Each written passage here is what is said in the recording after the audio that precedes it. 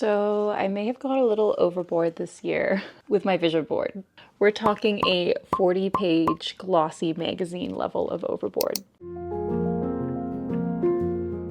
Okay, so welcome back to my channel, everyone, where apparently we don't do things by halves. Every year I make a vision board. You can literally see them on all of my old video posts. And I've always gone the very traditional route, either cut and paste and glue things onto a board, or a lot of the ones I shared online were digital, but kind of the same concept where I would take pictures and cut and paste them onto something like Canva and get that image and put it maybe as like my desktop background, or maybe just put it somewhere where I'll totally forget about it and never look at it again, which I've talked about in my previous videos, the problem of not looking at vision boards and how they're not super helpful if you don't look at them often. So yeah, I'm kind of over the whole sticking and gluing things onto a board and just hoping that the vision board fairy comes along and sees it and everything will work out okay, because that's really just not how they work. That's not how they're beneficial. So this time I leveled up. I created a vision board magazine for 2026. It's got a name, it's got a cover, it's got sections.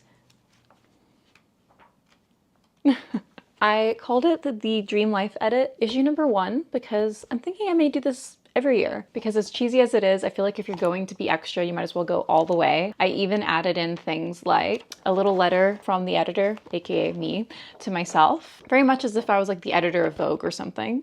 And if by the end of this video you're thinking, wow, I would really like to create my own, don't worry, because I have a template for how I designed this whole thing that I will share with you all at the end of this video. So let's address the elephant in the room. Do you see the dust on this? Disgusting. This was a vision board I made with my friend last year. I put it in the corner and I never looked at it, never touched it. I think a lot of the goals on this vision board have made it into my magazine. And usually I'm pretty good at this. I've talked about this in other videos where I think my digital ones are better. Like I put them in spots where I can see them more often. But this method, I tried it, doesn't work for me. Does not work for me. I don't look at it. I don't hang it up on my wall or anything, so forgot it existed, to be completely honest. And look, I love a good collage of, mansion pics, photos of dream travel destinations, all of that fun stuff, as much as the next basic Pinterest lover, which I happily classify myself as. But do those always work? Obviously not, as I mentioned. This doesn't work for me. Fun activity doesn't work for me in the long run. And it's not just me, okay? I did a little bit of digging as I was planning this video, and the kind of general consensus I could find was that only 8% of people achieve their New Year's goals. Ouch. And I think part of the issue is that this poster idea, it just really lacks depth and it lacks steps to take action. It ends up as wall decor that you passively wish upon, or in the corner like mine where it's just collecting dust. It doesn't work as a plan that you can actively follow. And according to some psychological research, they actually found that fantasizing about your future can sometimes negatively impact you. It can backfire by tricking your brain into feeling like you already have it, so you get comfortable. So for example, if you had a picture of a Ferrari on your vision board and you're thinking about driving it all the time, you might actually trick your brain into thinking, I got it. I don't need to work hard. It's already here. I already have it. There was actually a study that found that students who visualized themselves acing the exam did worse than students who visualized themselves studying for the exam. The takeaway from this, focusing only on the end result can make you complacent. You can get the warm fuzzies of thinking about the end result, but then take no action and nothing changes. And that's why I think these, traditional vision boards can sometimes just be too vague or aspirational. And there's just not enough about taking action and planning out steps to actually make things happen. If we slap on pictures of health and someone running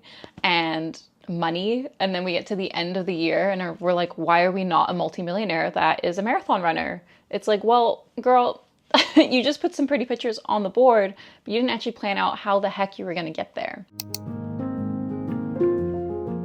Okay, so enter the vision board magazine idea. This is my attempt to solve those problems. First of all, I like the idea of putting this on your coffee table. Make it pretty, have it out there. And then I commonly will sit in my living room and flip through my coffee table books when I'm bored. I think I'm more likely to just skim through this and you won't forget about it. The other reason why I think this works better is it's not a wish list, it's like a full-on blueprint for the year. This magazine format forced me to go deeper. Instead of like a poster with just nice pretty pictures, it forced me to think about my life in sections and to write things down in detail, like goals in depth. I had pictures that also accompanied the lists of things that I wanted to do. And it really, really helped me. So for example, instead of just a pretty picture that says like be rich or something on a poster, my financial goals have like a list. They have things that I know I need to do. These are way more tangible ideas of like, okay, this is the plan. These are the points I need to hit this year to overall get the outcome that I'm looking for. This magazine also covers all areas of my life. It has different sections that have to do with different parts of my life. So it's really more of a holistic vision instead of just few areas on a board. I can see which areas of life I want to pour a little bit more into in 2026 based on the goals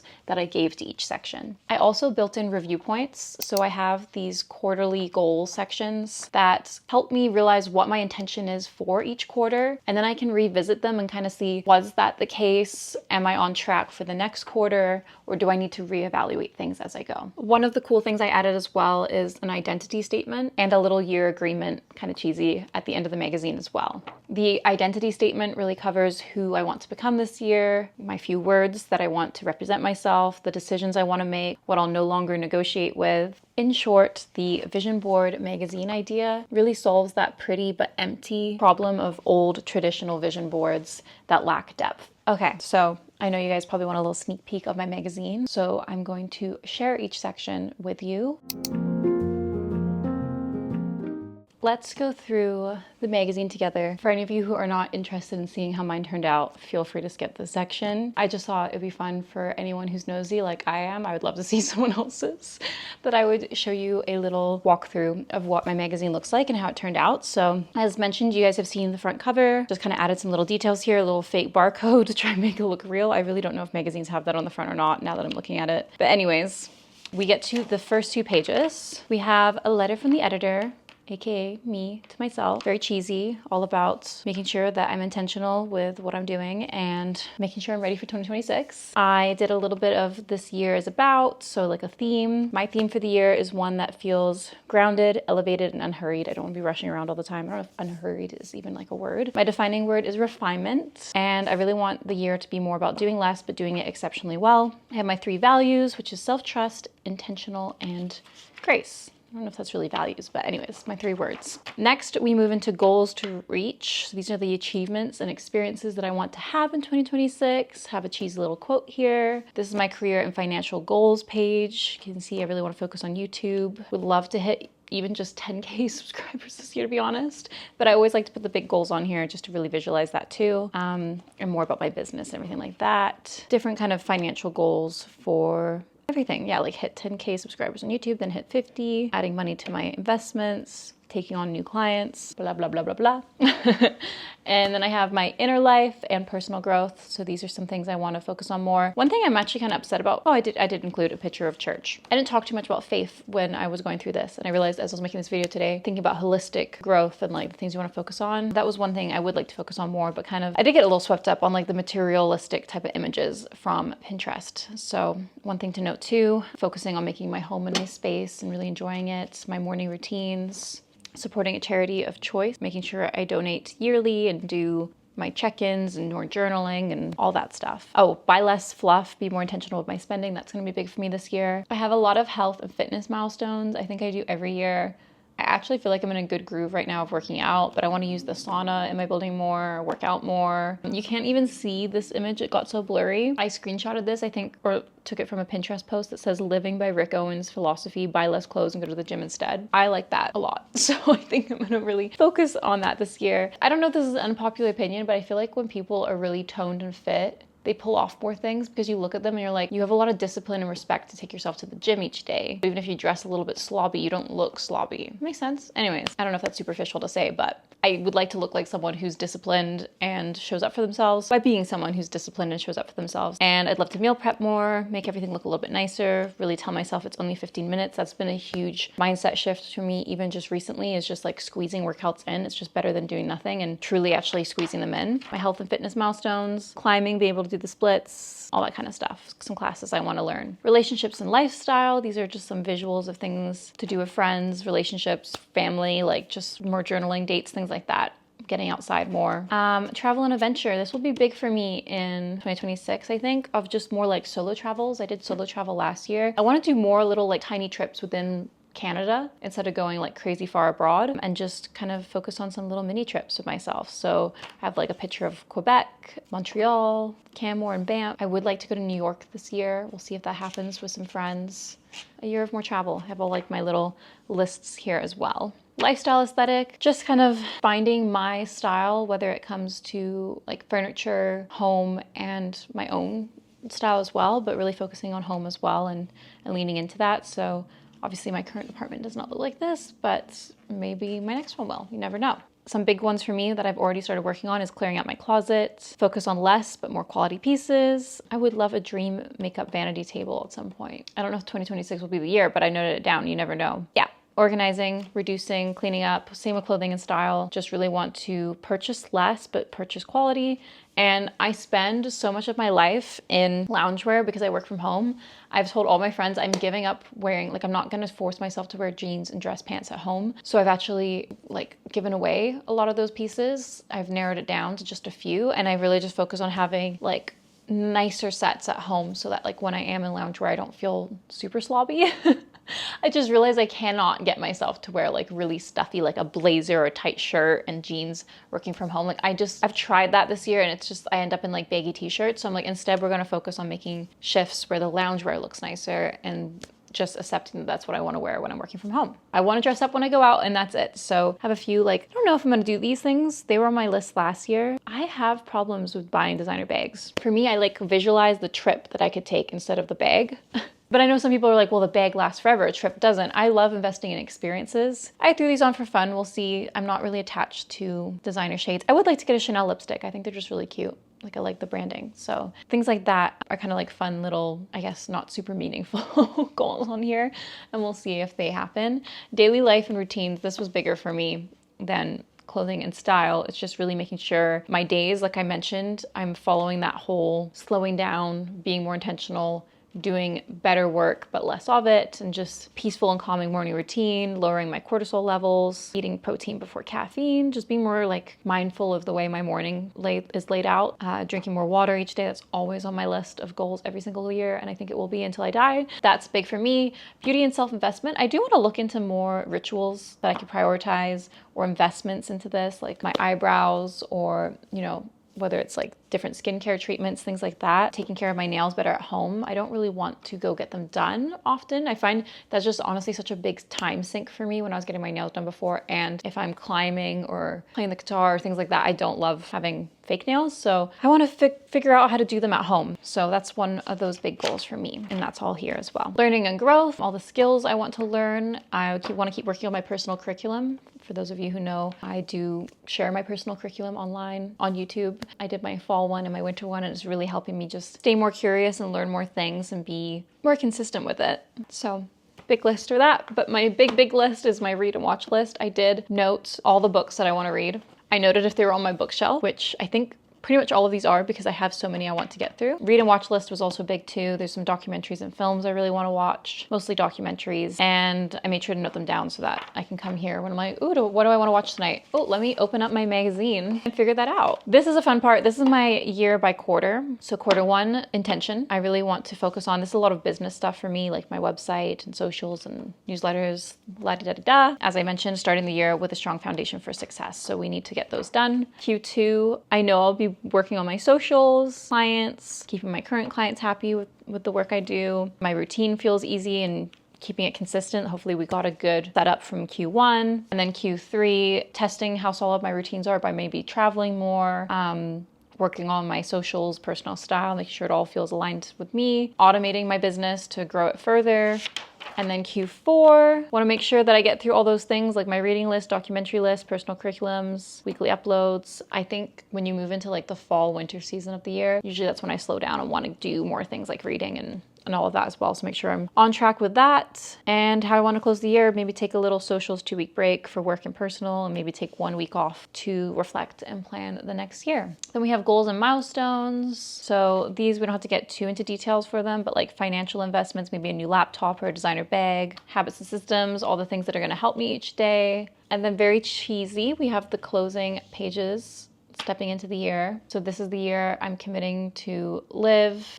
I hope I'm committing to live. I don't know why I chose that wording. you can adjust that in your template. Anywho, there's some mistakes in my magazine, hence I am not the editor of Vogue.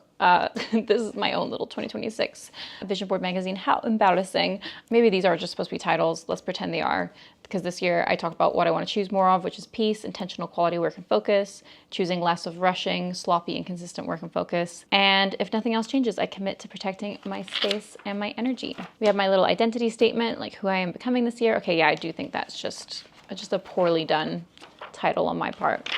So yeah, get into like what I no longer negotiate with, which is peer pressure to come out to social events or clients' requests outside of working hours, unreasonable work requests, just really setting those boundaries, respecting my own time and space, and having a year that feels very calm, grounded, and fearless. And then I have my little year agreement, very cheesy, all about I agree to meet myself where I am and still move forward. I did date this December 20th, 2025, because that's when I signed it. But it's not too late to make one now if you haven't done any vision boarding yet. And I have just kind of a cheesy back cover so that it's nice and cute on my coffee table. So now I can, how is it already dusty? Now I can look at this and flip through it. And when my friends are over, they can also flip through it. Fortunately, might tuck that away. But we should be proud of our goals that we want to achieve this year, even if they feel very, very big. That is my dream life edit. That is my vision board magazines.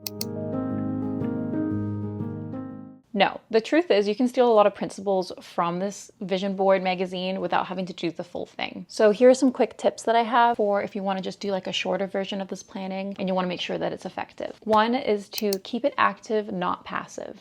Don't just pin up the end goal. Think about the steps that are needed to take place and focus on those. An example of this is if you want to run a marathon, perhaps you don't show the end result of that, but it's more like, okay, showing someone running on a treadmill every single day, putting on your gym shoes, all the action steps that are going to help you be able to complete that goal. You want to make your vision board a cue for action. My next tip is to get specific and measurable. So an example is saying just get fit. That's way too fuzzy. You need to get clear on what that means to you and what exactly are measurable goals to show that you are fit. An example of getting clearer is perhaps run 10K once a week or maybe work out 3 times a week. The more specific you get with your vision, the easier it is for your brain to grasp it and then stick to an action plan and stay consistent with that. Also, you should break the big goals into little milestones that you can celebrate as well. I'm a really big fan of doing mini little victories along the way. My next tip is to engage with it frequently, hence why I think a vision board magazine works for me. But if you do a digital vision board or perhaps the old-fashioned